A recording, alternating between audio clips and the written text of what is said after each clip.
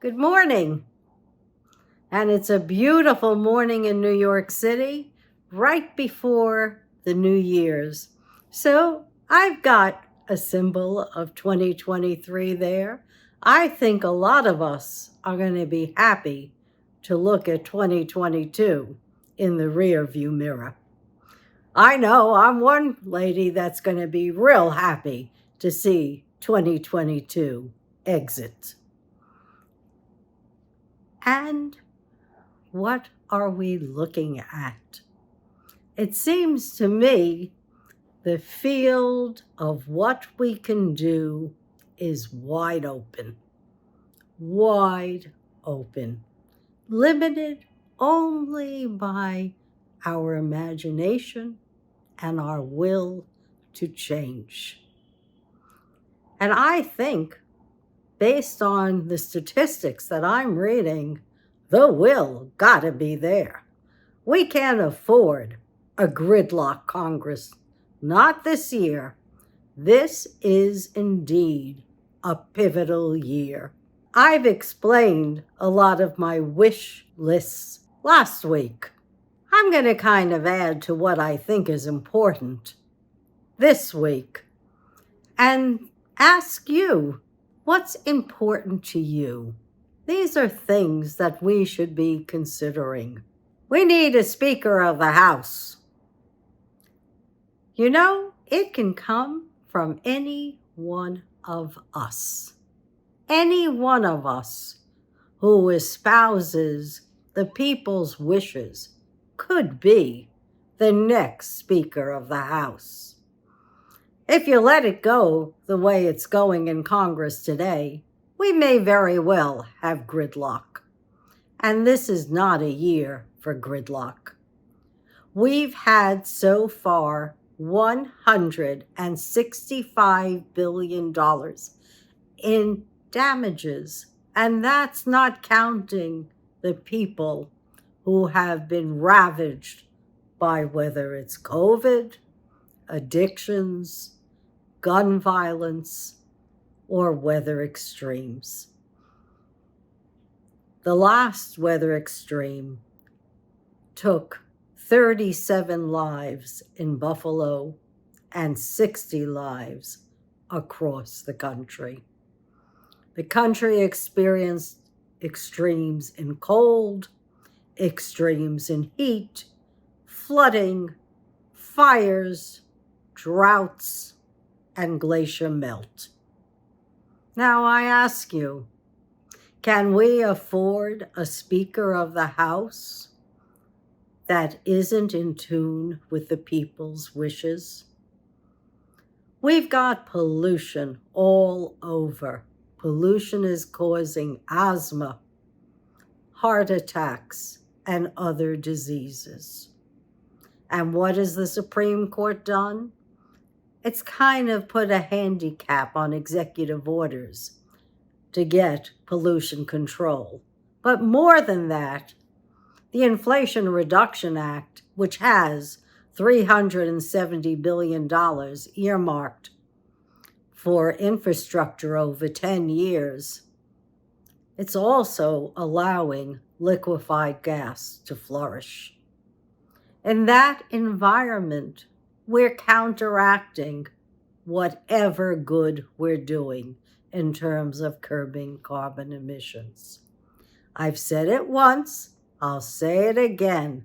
You've got all those subsidies to Big Pharma, which contributes 1/3 of emissions in our atmosphere. You've got the fossil fuels contributing the major emissions. They could be curbing emissions alone by just stopping the leaks of methane and carbon into the atmosphere. Why bother when it's so cheap to let it just run? And there's no reason for us to be experiencing high fuel prices in this country when all of Europe is seeing prices plummet to less than pre-pandemic levels. No siree, no more price gouging should be allowed here, because there is no shortage of fossil fuels. We've all got quite enough.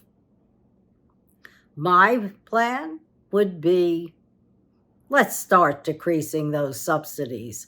Let's start taking away the trough that everyone feeds on so that they can maintain an industry who's in sunset. Other industries collapse. Textile industries have gone away. Fossil fuels must as well. So I say, let's do something different this year. Let's actually have an aggressive plan for change. Same thing with agriculture. I like my meat, very honestly. Do I want to get rid of cows? Not necessarily. Do I think that we should do rewilding in nature so that we can increase biodiversity and we can decrease carbon emissions? You bet I do. And I think that's a possibility. Biodiversity is being encouraged all over the world. They're bringing bison into the UK. They're transporting hundreds of rhinos and elephants from one place where they're going extinct in Africa to another region in Africa where they can flourish. And they're watching as wildlife does indeed flourish. So I have every reason to believe that if we set our minds to it, we can indeed repopulate the Colorado and start at least adapting and mitigating what we're seeing in weather extremes. If you'd like to write me at the Voice of Joyce at earthlink.net, I'm happy to discuss whatever you're seeing in your area and whatever you think might be a way to solve the crime that's rampant in our country. It's not just in blue states, it's in red states too. And if you're concerned about immigration, let's put that on the table as well. I'm happy to listen to your thoughts on how immigration is impacting your community, your state, and what you think we should be doing now. You interested in the state of Israel? Actually, I haven't been there since 2012, maybe 13, the latest. So I can't comment on what's happening, nor can I comment on the new administration. But if the Palestinian question and the Israeli state is an issue with you, and it's a hot button issue, we can discuss that as well. I'm open.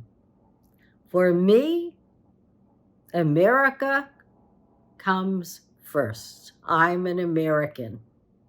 However, I'm up for civil discourse on any topic that is of interest to you, dear followers, because I respect your suggestions.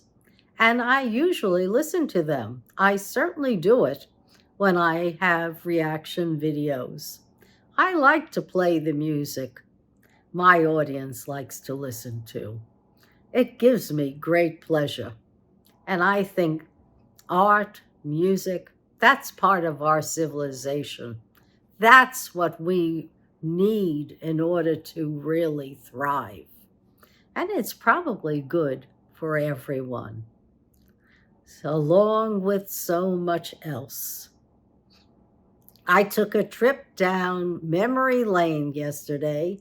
I went to the New York Historical Society, and they had two wonderful videos, one about New York City and one about women's right to vote and the tragedy of the shirtwaist factory, where 146 women died, and that ushered in a lot of the safety laws that we have today in effect to prevent fires like that from claiming others' lives. So I know we need an overhaul of our fifth estate. Our fifth estate is the bureaucracy that makes government work, the bureaucracy that's been hollowed out. We need those people in the NLRB, the National Labor Relations Board.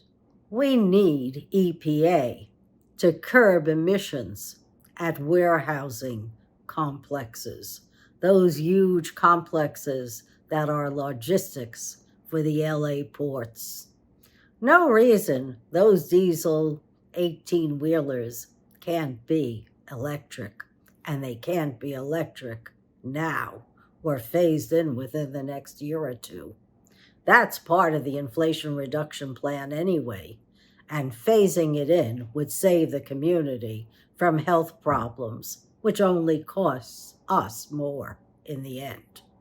So there's a lot to think about, along with federal voting rights law, so that folks who are disenfranchised because they may have had minor infractions with the law and have been jailed, and probably jailed for no reason other than they were in the wrong place at the wrong time, especially in the South, when it could be 14% of the African American population or 14% of the entire state.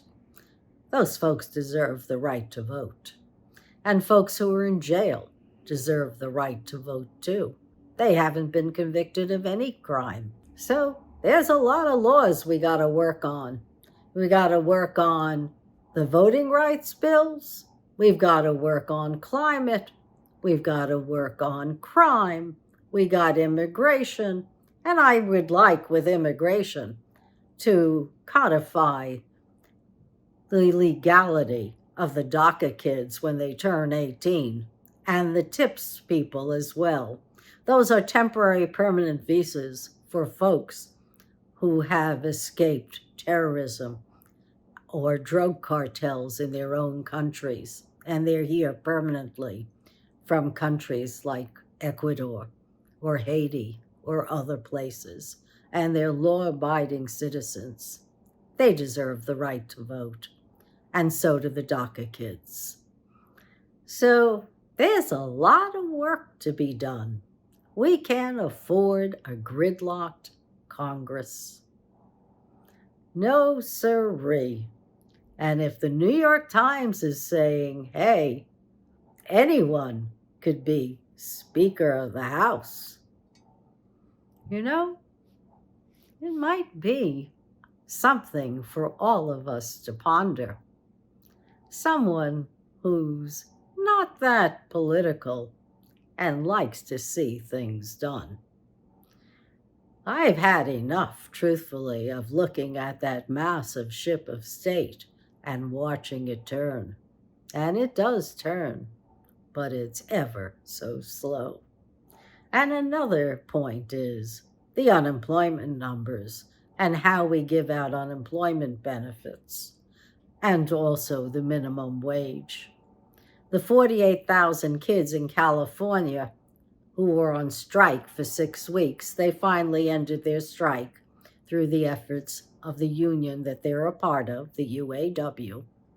And now it's mandated that they all get, depending on their level of service to the college community, $34,000 to a minimum of $40,000 a year. At least now they'll have a living wage. So I think we can't afford gridlock in America. We don't want 2023 to be worse than 2022 in terms of weather extremes. And we know if we do nothing, that's what's going to happen. If we want a two-state solution in Israel, we know we should be working on it. And who knows, maybe Bibi is the right person to work with. After all, one thing you can say about him is he cares about the Israeli people. I'm positive of that. So, there's a lot to be done out there, and I'm sure that there's a lot that all of us wish for. And all I can say to everyone on this eve of New Year's, because I'm recording on Friday and you'll see this video on Tuesday, is that I wish you, dear followers, a happy, a healthy, prosperous, and blessed New Year's to everyone. I'd like to be able to put an end to everyone's trauma and sadness and have, like you see in the movies, a happy ending. Thank you for listening and have a lovely day.